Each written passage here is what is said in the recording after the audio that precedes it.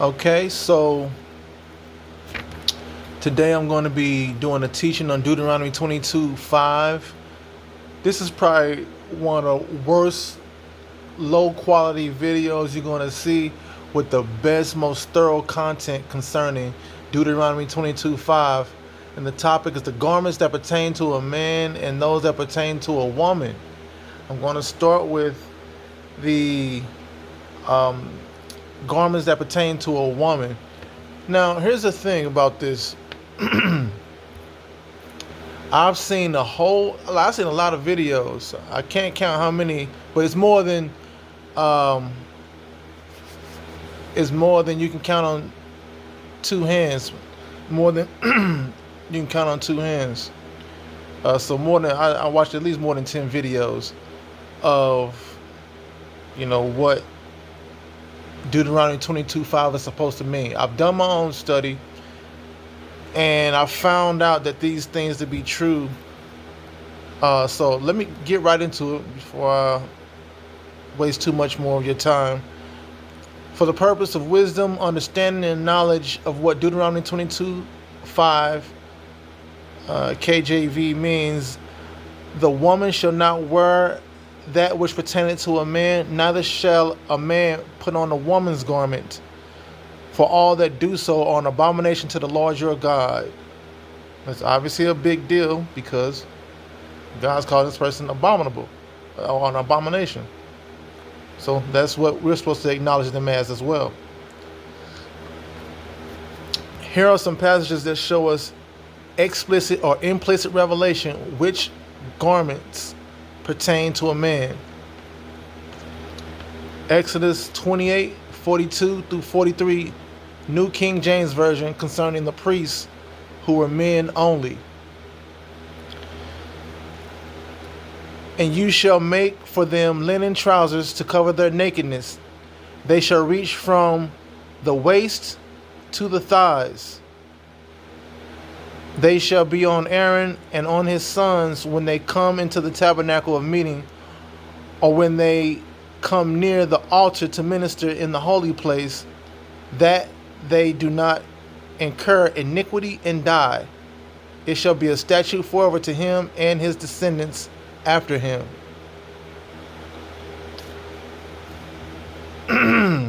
So there you go, linen trousers. I just want to point that out there. Just highlight that. Linen trousers for that one here. Now I'm going to go to next up. Leviticus 6:10.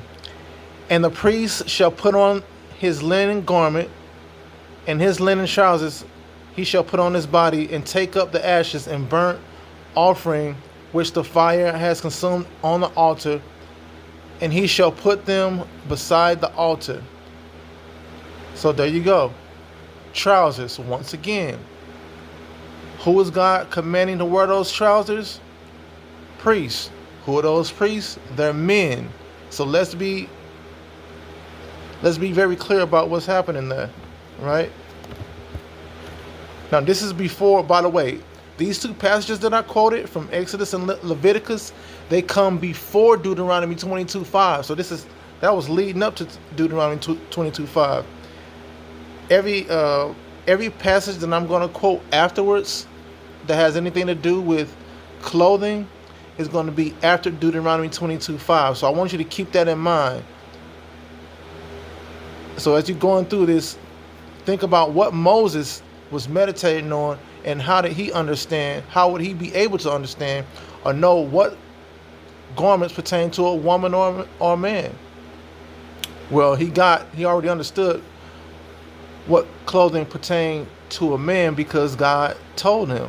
He commanded him. He commanded these men to wear trousers. I'm continue on going here. This is implicit revelation, and I'll explain the implicit revelation to you. 1 Samuel 24, verse 2 and verse 3, King James Version. Then Saul took 3,000 chosen men out of Israel and went to seek David and his men upon the rocks of the wild goats, And he came to the sheepcotes by the way, where was a cave, and Saul went in to cover his feet.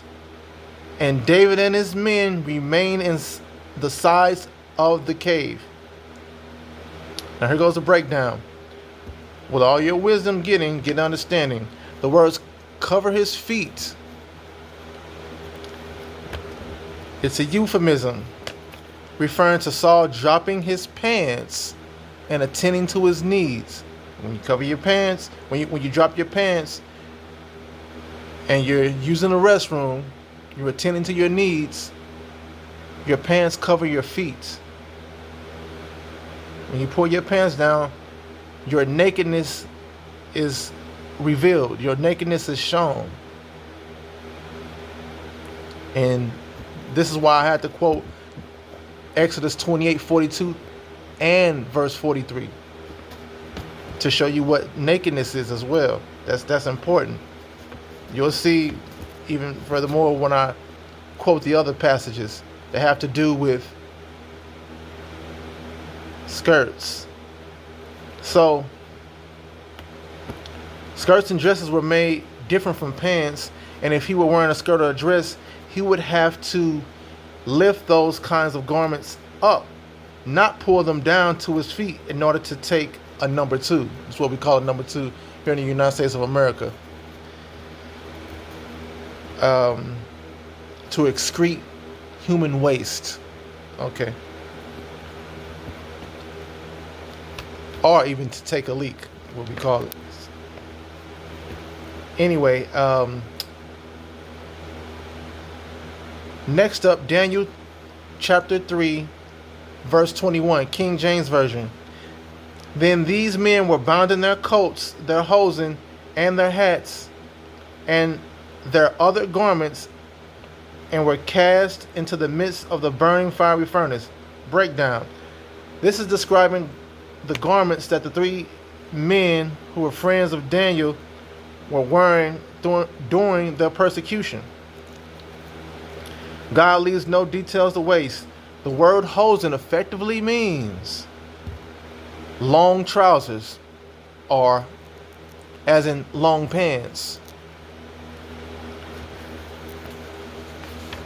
Now notice these last two passages that I quoted, those men who were wearing these trousers were not priests. One was Saul, who was a king. The other one are Daniel's three friends, and they were not priests, nor were they kings. These were just noble, wise men who were more than likely some kind of teachers.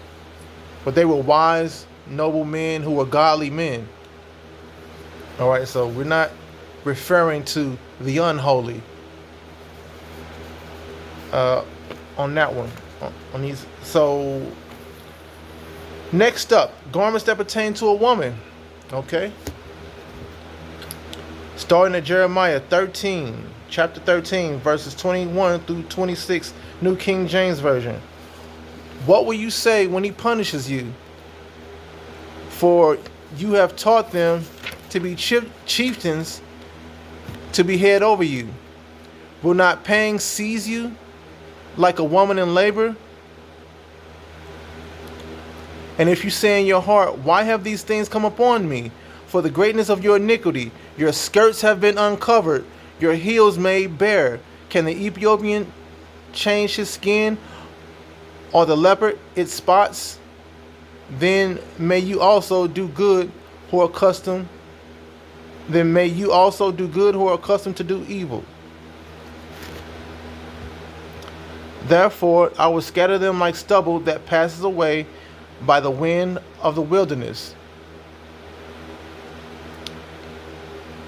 This is your lot, the portion of your measures from me, says the Lord, because you have forgotten me and trusted in falsehood. Therefore I will uncover your skirts over your face, that your shame may appear.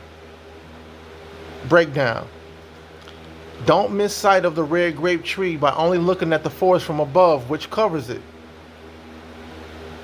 The word of prophecy may times the word of prophecy may at times use the knowledge of humans and things that pertain to us to reveal something deeper. This time in the Lamentations, it was the knowledge of a garment that pertains to a woman. So if you notice, it talks about a woman being in labor. Obviously, that's a physical act that can only be done by a woman. The act of labor is an act that pertains to a woman. So it's talking about a natural thing, but it's actually, this is a prophetic, spiritual verse here that I was quoting from. So the interpretation is actually quite different from what is the natural meaning of it. We understand the natural meaning, what a woman in labor is. That's a true thing. That's a real thing about the knowledge of a woman and the things that pertains to a woman. And so here it talks about skirts, your skirts being uncovered. There are people that will say that that's actually talking about a robe, but if you notice, there's no robe that's mentioned there at all. It says skirts. It doesn't even, let me tell you something, it doesn't even imply that it's referring to a robe. How about this? Let me explain this to you. If you had a robe on and on the edge of your robe, and you know robes will come down past your knees, and you just lifted the skirt of the robe and you left the rest of the robe covered your body, wouldn't your nakedness still be covered?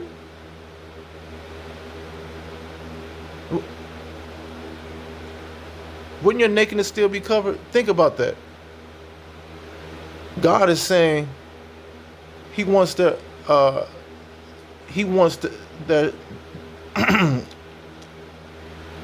the nakedness to be uncovered. Your skirts have been uncovered, right? To show and it says your heels have been made bare.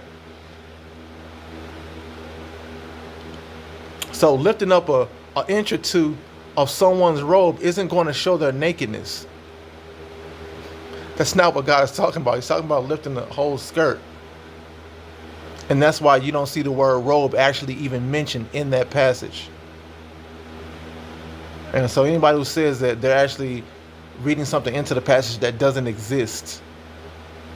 Skirts and dresses did exist back in those days, and you can go and look at some depictions of Hebrews and Egyptians during BC times. Anyway, breakdown. I want to get this done before the 15-minute mark. That was the breakdown of it. And in Lamentations 1:9, New King James Version, her uncleanness is in her skirts. She did not consider her destiny. Therefore, her collapse was awesome. She had no comforter. O Lord, behold my affliction, for the enemy is exalted. So there you see, uncleanness is in her skirts. Uncleanness has nothing to do with the area around your kneecaps.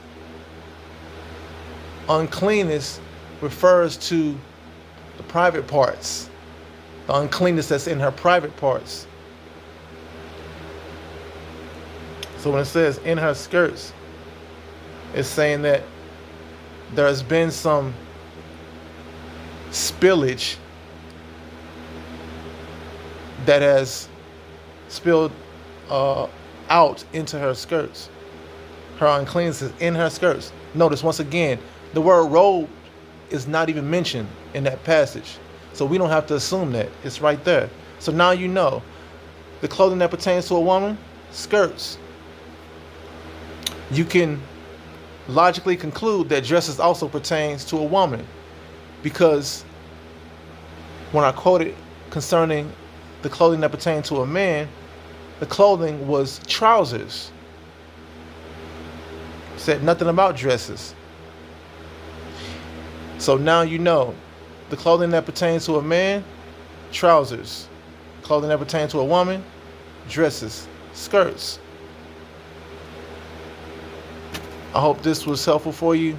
Meditate on it. May God bless you in your meditation and seeking understanding from the Lord.